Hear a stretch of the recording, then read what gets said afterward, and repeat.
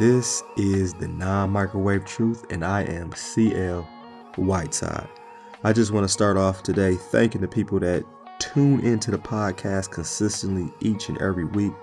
The people that hit me up on Instagram or Twitter. Appreciate the love. The interactions are awesome. I hope that God is blessing you through this podcast.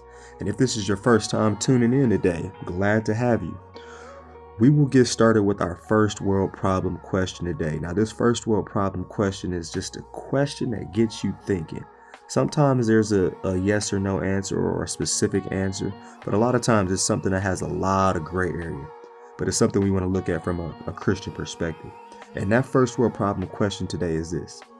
If you were an actor or an actress, or you were talking to an actor or an actress, is there a certain role in a movie, in a play, in a musical that they should or should not play? Like, would you be looking at them crazy like, you're not supposed to play in that role if you call yourself a Christian? Now, I did a little research with this. I asked some people that did plays, musicals, some aspiring actors and actresses, like, what is your limit? What do you think you should be doing as a Christian? And one of the big things was, I'm not going to get naked. And I know I've heard different actors or actresses say, if they're in a movie scene, they're not going to tongue kiss somebody. They're not going to do certain sex scenes or show their body in naked form. But what is too much? Like, what would Jesus do if he was an actor? I know I talked to one person who was like, I could play a role that was evil as long as the movie had a good theme or a good plot where there was like some good guy or there was some light or it was showing love. One person described like they could play a promiscuous role if that role wasn't necessarily being glorified. But one of the things that seemed to be a reoccurring theme was like they didn't want to glorify sin, and they also didn't want to have a theme in a movie that went completely against God's word or something that he commanded. But what do you think? Like, what is too much if you say you're a Christian and you're playing as an actor or an actress? That's got to be tough, though, because if you look at our entertainment world, it's always got to have sex. It's always got to challenge sexuality. And it's always got to have drugs or somebody dying or getting killed. But what is too much? But like, I guess I could say if you're doing sex scenes and you got your chests all out and stuff, that's doing too much. I remember hearing about 50 Cent. He was excited when he heard about a sex scene in the movie. He was like, all right, let's go. Let's get it on. I'm ready to do this. And they like, bruh, you don't really have sex in the movie. Because if you did, that would kind of be a porno. But what is too much? And this is not just like a movie. I want you to think about a musical or a play. Like, what would you consider sinning? More importantly, what do you think God would consider sinning or too much? And I think it's got to be really, really hard in our culture and our society today. Because a lot of things use sin to sell and to capture the audience's attention. Like, think about that. It actually uses sin to capture our attention and to try to get us hooked. And most things in this world try to condone or make light of particular sins. So could a Christian play the role of a prostitute or a pimp? Could they play the role of a cowboy or a gangster or a villain who was running around killing everybody? Could they play the role of a con artist or a sex fiend? Could they be a dirty politician or an abusive parent or spouse? And I said all of that to say, I guess the answer is maybe. Because if it's glorifying or it's condoning particular sins, then that's probably not a good movie for a Christian to play in. But if it's showing the consequences of it, if it's not encouraging that type of evil or playing off our lustful desires with the things that they show us in the movie, then maybe it could be. But that sounds really hard. But hey, let me know what you think on Instagram or Twitter. My handle is ChampionLife23. And again, our first world problem question today is, if you are a Christian actor or actress, do you think there are certain roles that a Christian should or shouldn't be playing in when it comes to a movie, plays, musicals? Like, is there certain parts? Is there certain roles that they just shouldn't take? Or are there certain roles that they should only take? And this is our first world problem. It is dinner time.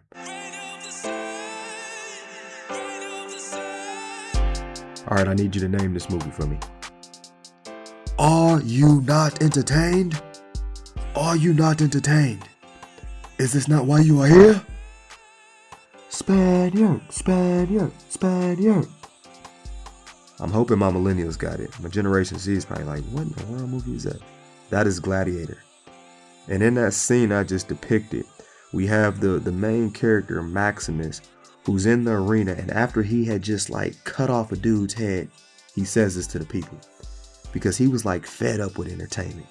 Entertainment had become sickening to him. He was in the position where he had to kill people to get his freedom.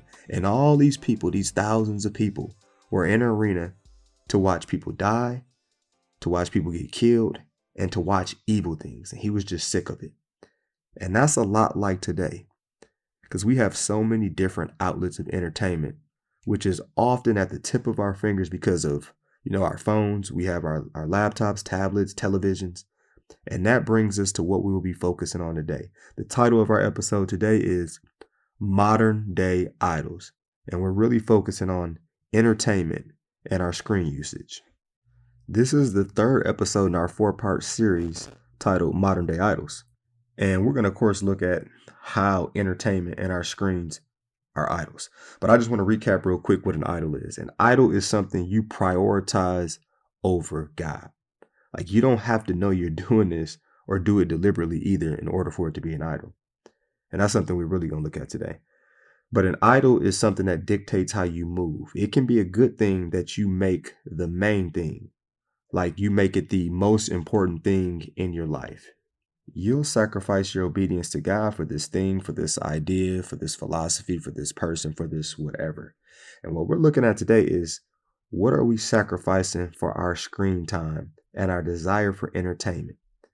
Because our screen time and our desire for entertainment, that is something that is ingrained in our subconscious. Like, we don't even have to think about it.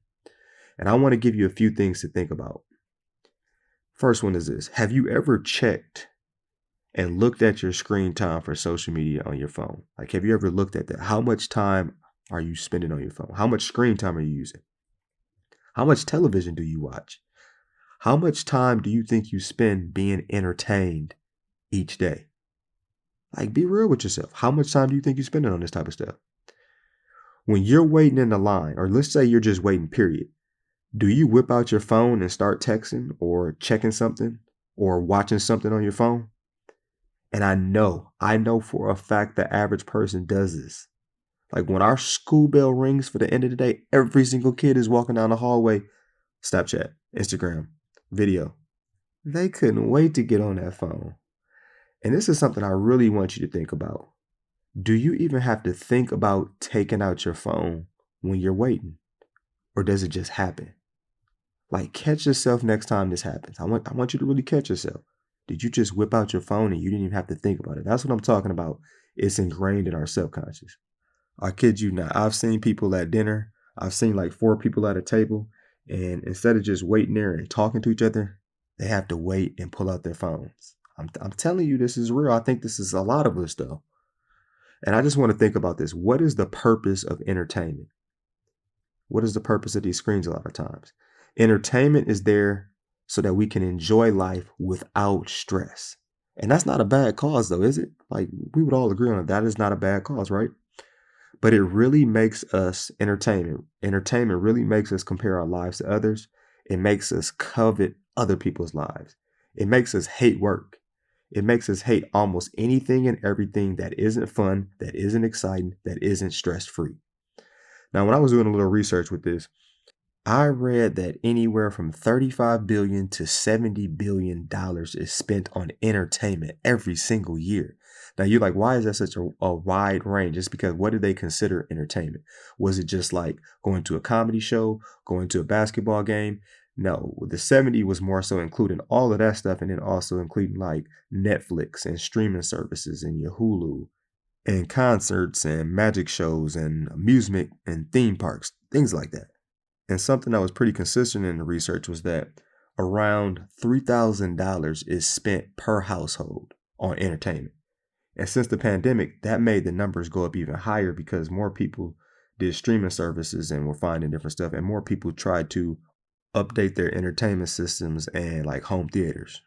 And on this episode of Modern Day Idols, specifically looking at entertainment and screens, we're going to look at how does entertainment become an idol? And the first reason is we have a desire to want to escape reality. Like we are getting to a point where we don't even enjoy reality. We complain about work, we complain about our normal duties. We find little to no joy without entertainment. How easy is it if we want to avoid tension, we just turn on a screen? It's a mind distractor. You're in an argument with someone that you love. Pull out your phone and ignore them. Look on Facebook or Twitter. You feel bad about all the weight that you've gained. Watch your favorite Netflix show. You just had a bad breakup. Go on TikTok and look at the new challenges. Or how about you plan a girls trip to go see your favorite music artist? You feeling a little down? Go on your phone and scroll on Instagram and find some beautiful women. Or check out some porn. Now, some of the things that I mentioned, they're flat out bad, but some of them aren't. But the danger is what you turn to most becomes your God. And you're either opening the door for entertainment that has all these signs of forget Jesus, choose me, or have it your way now. You have all type of stuff coming out that door of entertainment that's trying to take the top spot in your life. Now, the door of Christ, that's choosing prayer. That's choosing meditation. It's choosing avoidance of hot garbage entertainment. It's choosing the consciousness of what sins are being promoted and seasoned in our diet. And I got to give you some champ talk right now. Entertainment puts a band-aid on your problems. Problems that's still going to be there. Problems and duties that still need to be confronted. And that desire to want to escape from reality makes us start thinking that all stress is bad stress. And it's like, no, stress isn't all bad. You need some tension to get stronger, to grow, to find your true purpose in life. And Psalm 84 verse 10 tells us, better is one day in your courts, that's talking about God's courts, than 1,000 elsewhere. I'd rather be a doorkeeper in the house of my God than dwell in the tents of the wicked. That's good. That's really, really good. Another way that entertainment becomes an idol to us is because entertainment in itself might not be bad, but the entertainment that most of us enjoy, including myself, is rooted in sin. And what happens is we become callous to sin. Like we start looking at that like, oh, that's not even that bad. And the devil's great lie is you can't do anything as a Christian. It's so boring. Do you really want to be a Christian? Like, dude, do you see all the fun they are having? That could be you. Now, Mark 6, well, I want to get into that. That's a fascinating read. And we're going to look at King Herod. And King Herod loved his entertainment. This is a story of how his entertainment became his idol. So, quick backstory. Herod was the king. He had John the Baptist arrested because he was calling Herod out for taking his brother's wife. Yes, his sister-in-law, to be his wife. The wife, she wanted to kill John the Baptist, but Herod, it said, he feared John and protected him, knowing him to be a righteous and holy man. When Herod heard John, he was greatly puzzled, yet he liked to listen to him. I imagine him saying, this John dude, he weird, but something about him I like. I got to give it to him. I got to give it to the brother. John can preach. I like listening to him. Well, anywho, Herod is like us because one of the main times we feel like we deserve to be entertained, and entertained by any way you can imagine, with drunkenness, sex, spending a bunch of money, acting a fool, is when it's our birthday. Like, oh my gosh, it's my birthday month. Same thing with Herod. On his birthday, Herod gave a banquet for high officials, military commanders, and the leading men of Galilee. When the daughter of the wife, aka, I was like, this got to be his niece, came in and danced, she pleased Herod and his dinner guests. I automatically guessed she wasn't doing ballet. My guess would be that it looked like a Meg the Stallion video. She had the Meg knees or some type of striptease. But I can't lie. I pictured the dance being something like Beyonce in the song Dance for You. But the Bible really doesn't say that is so. So it could have been a form of ballet. It could have been her dancing and flipping like a gymnast. Or it could have been a seductive, sexy twerk fest. Either way, it pleased Herod and his boys. And it says that King Herod said to the girl, "Ask me for anything you want, and I'll give it to you." And he promised her with an oath, "Whatever you ask, I will give you, up to half my kingdom." So after she consulted with her mother, she said, "I want you to give me right now the head of John the Baptist on a platter." And this is why I say that entertainment was an idol for him, because he knew John was a good dude, but he was lost in the entertainment sauce. So he delivered John's head on a platter. And the big point that I want you to take away from this is this: what is entertainment making you callous to? Because it is without a doubt making you callous to something. We see that it made King Herod callous and willing to do evil. And the third point on how entertainment becomes like an idol is entertainment is like a drug. It can be like a drug, and you need to get a bigger high. You become addicted to it. You don't value anything that isn't entertaining. We start to forget what joy really is and what it really looks like. It's like having two parents. You got the one parent who gives you any type of sweet, any type of junk food that you want. And in the moment, it's really, really good. You get everything that you could imagine. But one, you don't get full, or you get a tummy ache. And there's really no true fulfillment in that. You're still hungry. You're still hungry for what you really, really need. And since you don't value anything that isn't entertaining, you only go for entertainment instead of going for things that challenge you and make you uncomfortable. Entertainment is all about instant gratification and reward right then and there. And God's truth, that's about patience and waiting. It's about delayed gratification. And it's about being uncomfortable. Not tummy ache uncomfortable, though. Uncomfortable like you getting a growth spurt and your knees start to hurt because you're growing. I've only been told this because I'm short and I never really had my growth spurt. But that's what I heard. But what I do know is that when you do have growing pains, you got to wait for the rest of your muscles to catch up and get stronger. But back to entertainment. Entertainment plays on our sinful desires. Give me something entertaining that's not encouraging, promoting, glorifying, or condoning sin. Give me something. It's really hard to find.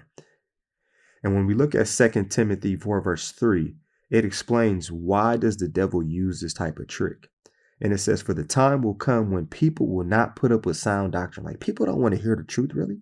Instead, to suit their own desires, our own sinful desires, they will gather around them a great number of teachers to say what their itching ears want to hear. That is way easier to do. That is way more stress-free to be told what you want to hear, no matter if you're wrong or not. That's way easier. And on this episode of Modern Day Idols, Entertainment and Screens, we are no longer talking about our entertainment and screens idols. We're really looking at how big of an idol is it for you. If you're in denial, it's hard to fight that enemy or keep them at a distance, though. So let's look at, why is entertainment an idol most overlooked? And the first reason is entertainment is an idol of so many people. Like, so many people have the idol of entertainment, but they don't even realize it. It's an idol that everyone has. So you always, always, always, always can find someone worshiping it harder or slightly different than you. And we get this idea that that's just how it is. It's normal to worship this idol. The second reason why it's overlooked is our culture is special and unique because of entertainment systems and outlets. Like, that is what America prides itself. That's what makes America different than a lot of other places. And since entertainment makes us special, it is something we don't want to give up. We hang our hats on it. Third reason, entertainment builds an entire home and place in our subconscious. Your conscious reacts subconsciously because it's under your knowledge. If your knowledge is based primarily off of entertainment and the stuff you see on a screen, then that is what you will naturally respond with. I'll say that again. If your knowledge is based primarily off of entertainment and the stuff you see on a screen, then that is what you will naturally respond with. Entertainment is the king and queen of hidden messages and agenda. The goal of entertainment is to make you consume, not think, and then change your value system. 1 Timothy 4, I got this from the Amplified version of the Bible. it really gets at our culture of entertain me or leave me alone. First Timothy says this, but the Holy Spirit explicitly and unmistakably declares that in later times, some will turn away from the faith, paying attention instead to deceitful and seductive spirits and doctrines of demons, misled by the hypocrisy of liars, whose consciences are seared as with a branding iron, leaving them incapable of ethical functioning. This is a shoe that entertainment must wear because it definitely fits. So much of entertainment is evil and has the hypocrisy of liars. And you can't tell me entertainment is trying to get us to pay attention to it instead of pay attention to the truth. Entertainment is not saying, ooh, ooh, ooh, pick me. I'm an idol. I'm trying to mess up your relationship with God. Entertainment is real smooth. Entertainment is like, hey, I'm everywhere, man. You got to like me or love me. So what's up? The idol of entertainment is a direct enemy and an attack on our relationship with God. Making this better and more stress-free isn't the problem. The problem comes in when we fall in love with entertainment and we put it over God. And instead of making his interest number one, his being God, our interest to be entertained and stress-free, that's what we end up running after. Entertainment and screens, they want us to love it. This is why it wants to hook us.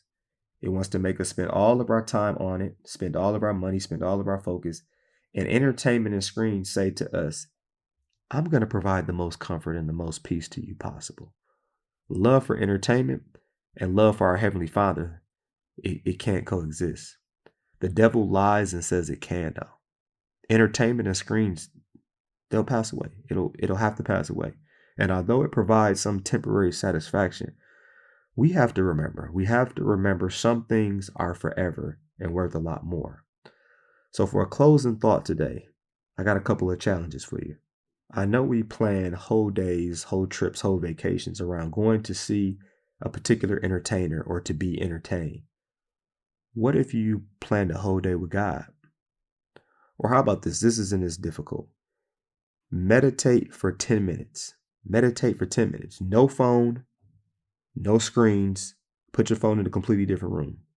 And this is the Bible passage to meditate on. I'll even give you a Bible passage. 1 John 2, verse 15, it says, do not love the world or anything in the world. If anyone loves the world, the love of the Father is not in him. That's 1 John 2, verse 15. Challenge you definitely could do. Meditate for 10 minutes a day. No phone, no screen. Put it somewhere else. Just focus on that Bible passage. How about the challenge of put some restrictions on your phone? Put restrictions on your social media. Or if you're really feeling bossy, how about no social media or no screen use for the entire day? No screen use for entertainment purposes. And the last one is go for a 15-minute walk. No phone, no music, no entertainment. Go by yourself or go with someone and just share the things you are grateful for. I call it a grateful walk. And the last thought that I want to leave you with today is this. Jesus dying on the cross, that most likely wasn't the most entertaining event that took place back then to those people. I bet you people would rather have seen him walk on water, or turn water into wine, or tell a storm to stop, and it actually stopped. But Jesus didn't come to be entertained or to live a stress-free, easy, fun life. He came to be a God. He came to be a God who suffered, who lived a tough life, who experienced pain and paid a debt for us that we couldn't pay. So that, instead of us ducking and dodging stress and pain and being in love with temporary satisfaction that entertainment brings, we could embrace the challenges, the misfortune, the stresses of life, and look to God to shape us. Look to God to bless us, and look to God to give us perspective that finds fulfillment and joy in this life and in eternity. And the number of entertainment outlets that we will see or have access to in our life is probably going to keep increasing. But the number of gods we need is only one. The only God we need is the one true God, the capital G God, Jesus. And this is the non-microwave truth. Thanks for joining me on this episode of Modern Day Idols. This was our third part of this series, which focused on entertainment and screens. If you haven't checked out the other 2 before this, go ahead and do that. Part 4 is coming next week, and that will focus on the idol of our feelings. Peace, punch, Captain Crunch, to no to drugs and yes to Jesus. I'm out.